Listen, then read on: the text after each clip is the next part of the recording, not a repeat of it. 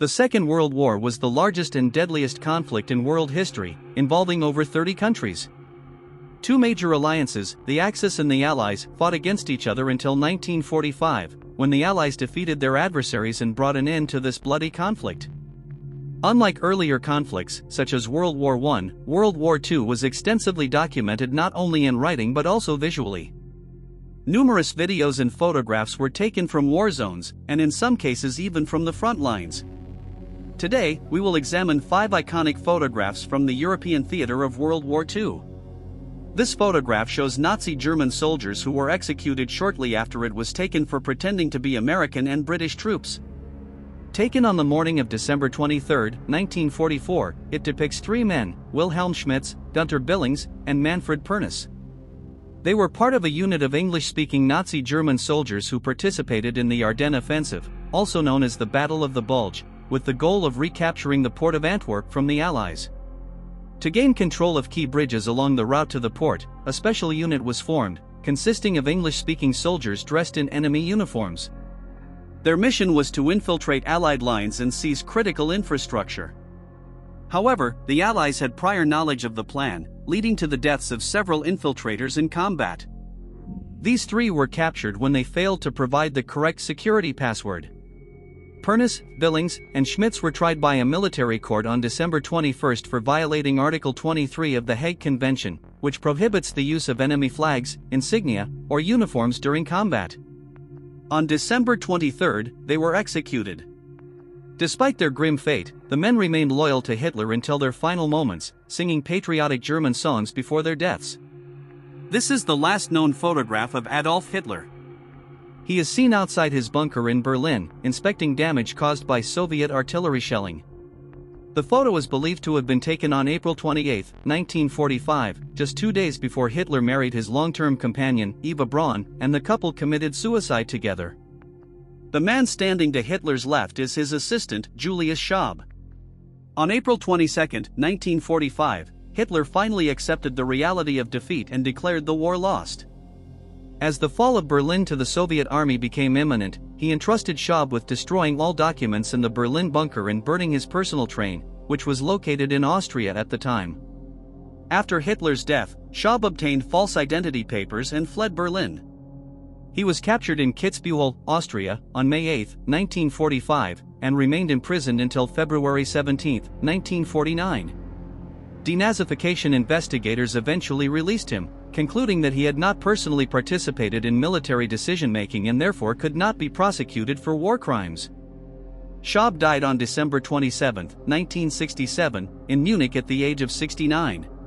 This is one of the few surviving photographs of Squerer Gustav, the Nazi army's massive railway gun capable of firing 800mm caliber shells. Its primary purpose was to destroy key fortifications along France's Maginot Line, which featured walls up to 7 meters thick. Calculations showed that destroying these defenses would require explosives approximately 80 centimeters in diameter. Unfortunately, the gun was not completed in time for the invasion of France, which took place from May 10 to June 25, 1940. However, the Germans used it in Crimea in 1942 during the siege of Sevastopol, where it fired over 40 shells.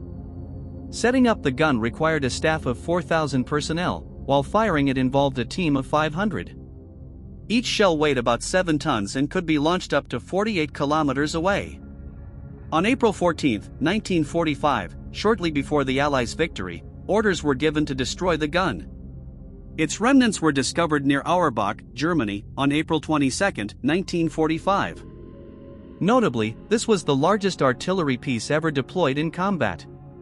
This photograph captures Allied ships unloading military equipment and supplies on the beaches of Normandy, France, in mid-June 1944. Just prior to this operation, on D-Day, June 6, 1944, more than 150,000 Allied troops landed on the Normandy coast via sea and air. The nearly 100-kilometer-long coastline was divided into 5 sectors, each assigned a code name. This operation, codenamed Neptune, marked the beginning of the liberation of Western Europe from Nazi Germany. The effort required immense resources, which were initially supplied through the English Channel between Britain and France.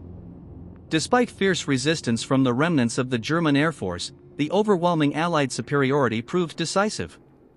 From the beaches of Normandy, Allied forces advanced further into France and eventually into Germany itself, working alongside the Red Army to defeat the enemy.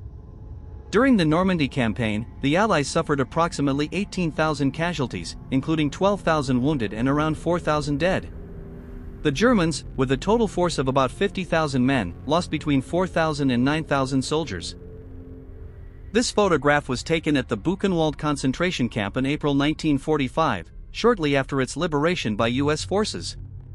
It is one of the less graphic images from that day, as the campgrounds were littered with piles of corpses.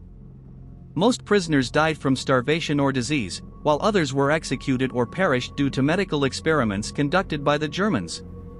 By the end of the war, Buchenwald was one of the largest concentration camps within Nazi Germany, imprisoning approximately 280,000 people, of whom about 56,000 died. Inmates included not only Jews but also political opponents from various occupied countries. Many were forced into hard labor, primarily for the military industry. Thousands were also subjected to medical experiments, receiving injections of viruses or experimental vaccines.